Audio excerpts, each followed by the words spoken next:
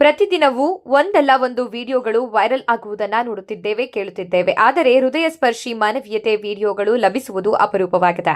ಹೌದು, ಚಳ್ಳಕೆರೆ ನಗರದ ಖಾಸಗಿ ಬಸ್ ನಿಲ್ದಾಣದಲ್ಲಿ ವ್ಯಕ್ತಿಯೊಬ್ಬ ಊಟ ನೀರಿಲ್ಲದೆ ನಿತ್ರಾಣಗೊಂಡ ವ್ಯಕ್ತಿಯೊಬ್ಬನನ್ನ ಪಿಎಸ್ಐ ಧರೆಪ್ಪ ಬಾಳೆಪ್ಪ ದೊಡ್ಮನಿ ಮೇಲಕ್ಕೆತ್ತಿ ಸ್ನಾನ ಮಾಡಿಸಿ ತುರ್ತು ವಾಹನದಲ್ಲಿ ಆಸ್ಪತ್ರೆಗೆ ದಾಖಲು ಮಾಡಿ ಮಾನವೀಯತೆ ಮೆರೆದಿದ್ದಾರೆ. ಸಾರ್ವಜನಿಕರು ಮಾತ್ರ ನೆರವಿಗೆ ಬಾರದೆ ಮೂಗು ಮುಚ್ಚಿಕೊಂಡು ನೋಡುತ್ತಿರುವ ದೃಶ್ಯ ಕಂಡುಬಂತು. ಸುಮಾರು 40 ವರ್ಷದ ವ್ಯಕ್ತಿ ಕೂಡ್ಲಿಗಿ ತಾಲೂಕಿನ ಕಲ್ಲಹಳ್ಳಿ ಗ್ರಾಮದವನಾಗಿದ್ದು ಊರು ಬಿಟ್ಟು ಬಂದು ನಗರದ ಖಾಸಗಿ ಬಸ್ ನಿಲ್ದಾಣದಲ್ಲಿದ್ದು ಸರಿಯಾಗಿ ಊಟ ನೀರಿಲ್ಲದೆ ನಿತ್ರಾಣಗೊಂಡು ಚರಂಡಿಯಲ್ಲಿರುವುದನ್ನ ಕಂಡ ಪಿಎಸ್ಐ ಧರೆಪ್ಪ ಮೇಲಕ್ಕೆತ್ತಿ ಸ್ನಾನ ಮಾಡಿಸಿ ಸಾರ್ವಜನಿಕ ಆಸ್ಪತ್ರೆಗೆ ದಾಖಲಿಸಿ ಪೋಷಕರಿಗೆ ದೂರವಾಣಿ ಕರೆ ಮಾಡಿದರೆ ನಾವು ಊರಲ್ಲಿ ಬೇರೆ ಕಡೆ ಇದ್ದೇವೆ ಎಂಬ ಉತ್ತರ ನೀಡಿದ್ದಾರೆ.